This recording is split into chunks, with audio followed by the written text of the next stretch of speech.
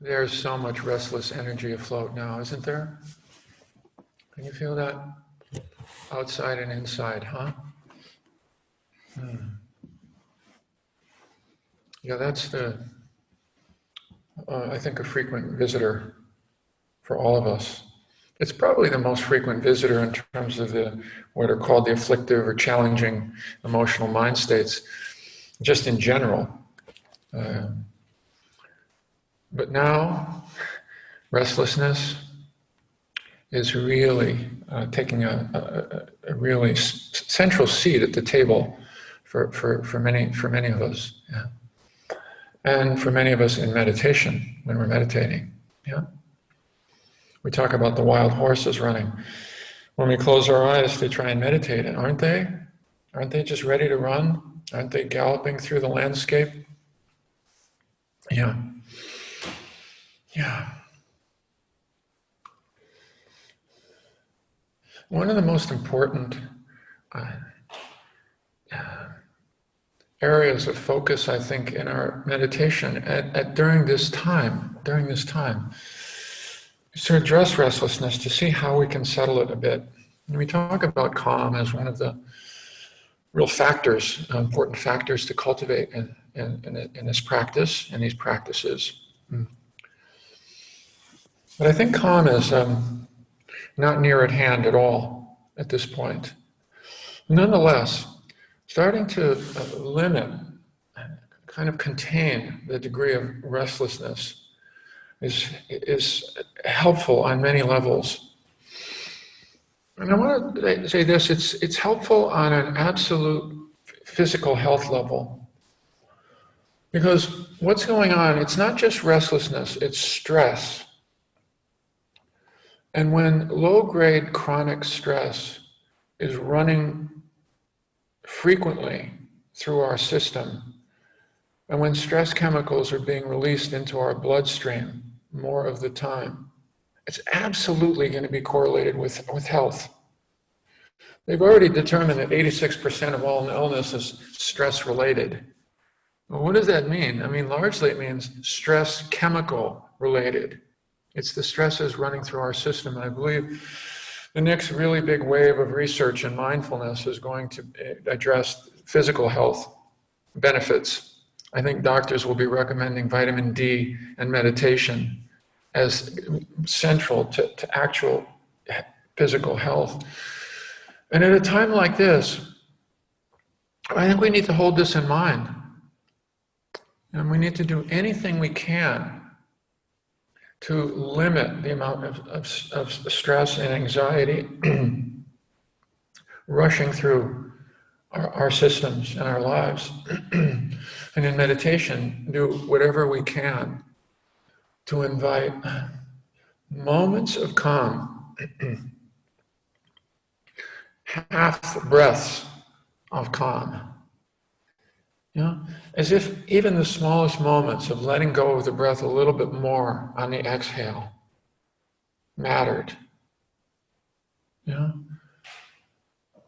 whatever you can, whatever image it helps you to even have a moment of calm, you know, that goes against the grain of the stream of restless, wild energy running through mind and body. Whatever you can do, see it as an act of self-care, of self-preservation, you know.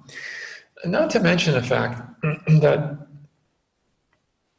when we are that stressed, and when there's that much anxiety, it's harder to be there for someone else. It's harder to experience what Susan so often will remind us of, ease of well-being, yeah, in our lives. And we need to invite those now. We need to go out of our way to invite those and to invite them in the moments of our lives as well, yeah? As we so often mention, but also in meditation practice, however you can do that. You know, this is one of those creative pieces and meaningful pieces. How can I settle the energy just a little bit? Just a little. Just a little. Yeah? As if it really mattered. You know? Because we're in fight or flight a lot of the time, you know, you know, these days, in a low state, chronic, anxious, uncertain, wondering what shoe might drop next, the tectonic plates shifting underneath us in the world, everywhere.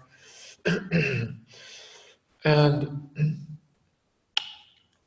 with no sign of any of that abating for real anytime soon also. This is like a new, I don't want to say the new world order, but it's certainly something we have to be awake to and respond to in any way we can. And there may be many ways we want to respond to this, but one of them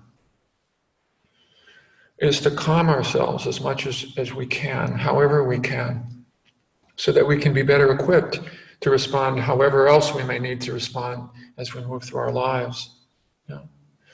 We're seeing that increasingly as a central theme for our practice that we want to emphasize, that we are certainly emphasizing in our own practice as well. I'll do anything I can to try and calm it down. Sometimes changing up the breath a lot. You know how we'll often say, take a couple of deeper than usual breaths and releasing on the exhale to begin?